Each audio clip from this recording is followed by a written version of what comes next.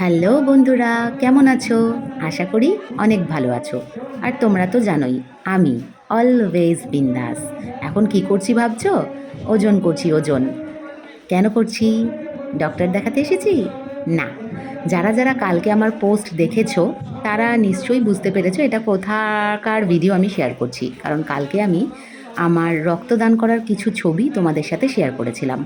তো শুধু ছবি তো তুলিনি, প্রচুর ভিডিও ওখানে ক্যাপচার করা হয়েছিল। তো সেটা আজকে আমি তোমাদের সাথে শেয়ার করে দিচ্ছি।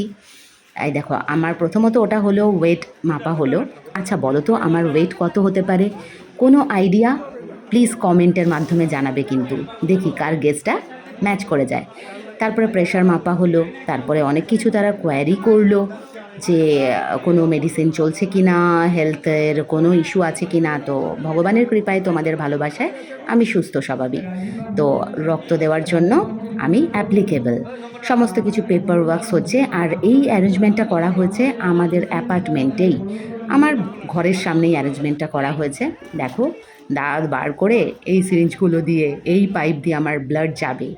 দেখো, আমার কোনো ভয় নেই, কারণ আমি বহুবার ব্লাড ডোনেট করেছি। আর এটা করতে আমার ভীষণ ভীষণ মজা লাগে, কারণ এতে হাতি ঘোড়া তো করার কিছু নেই। জাস্ট একটু ব্লাড ডোনেট করে নিজেকে একটু গর্বিত বোধ করি যে কারোর জন্য কিছু তো করতে পারলাম। তো সেই আনন্দের সাথে গেলাম। আমার একটুও ভয় লাগছে না। এবারে ওরা জিজ্ঞেস করছে, দেখো যে তুমি বাঁ হাতে দেবে না ডান হাতে দেবে?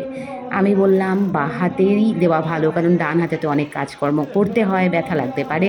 শুয়ে পড়লাম ডোনেট করার জন্য। এত ভালো লাগছিল, কিন্তু একটু ধুকপুক করছিল বুকের মধ্যে যে যখন ঢোকাবে সুইটা তখন কেমন লাগবে। বাট আমার তেমন কিছু ফিল হয়নি। ছেলেটা দারুণভাবে কোঅপারেট করলো।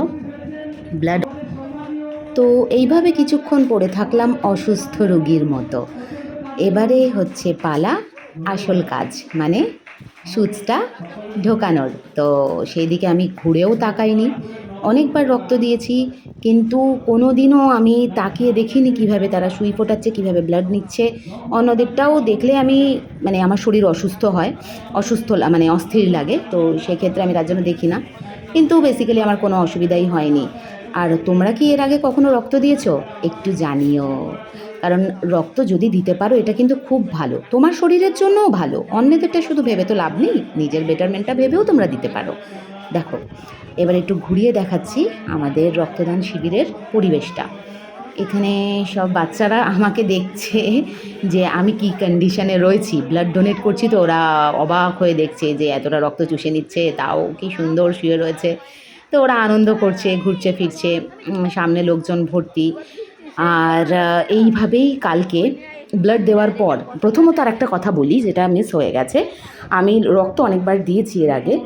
মাঝখানে আর একটা রক্তদান শিবিরে যখন আমি গেছিলাম, সেখানে তারা আমায় বলেছিল আমার রক্তের গ্রুপ হচ্ছে, ব্লাড গ্রুপ হচ্ছে বি নেগেটিভ। তো তারা আমাকে বলেছিল যে এইভাবে ব্লাড ডোনেট না করতে, কারণ এটা ভীষণ রেয়ার ব্লাড গ্রুপ। এটা যদি ব্লাড মানে বেড টু বেড দিতে পারি তো বেটার। আমার নাম্বারটা স্পেশালি তারা রেখে দিয়েছিলেন। সেক্ষেত্রে তারা আমার ব্লাডটা নেয়নি, যে আমারও যদি কোনো প্রবলেম হয় বাই চান্স, এটা যেহেতু রেয়ার ব্লাড গ্রুপ। বাট এখানে এরা বলল কোনো ব্যাপার নয়। আমার রক্তটা দিতে পারলাম, আমার এটাই ভালো লাগলো। কারণ তাদের কাছে শোনার পর আমি ভেবেছিলাম হয়তো আমি ফার্দার আর ব্লাড দিতেই পারবো না, কারণ এই কাজটা করতে আমার খুব ভাল লাগে, খুবই ভালো লাগে। তো দেখো, সবাইকে রেসপেক্টফুলি ভালোবাসা দেওয়া হচ্ছে, সব সিনিয়র পার্সনদের। আর আমার হয়ে গেল ব্লাড দেওয়া।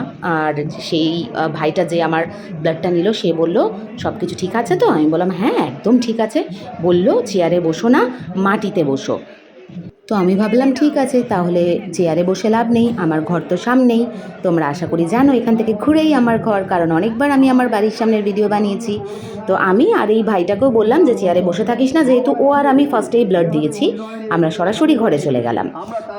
তো বন্ধুরা, আমার ভীষণ গর্ববোধ হচ্ছে, এতদিন পরে আমি আবার ব্লাড ডোনেট করেছি। আর তোমরা কারা কারা ব্লাড ডোনেট করেছো এর আগে একটু জানিও প্লিজ। আর ভিডিওটা কেমন লাগলো একটু বলো। এখনকার মতো টাটা।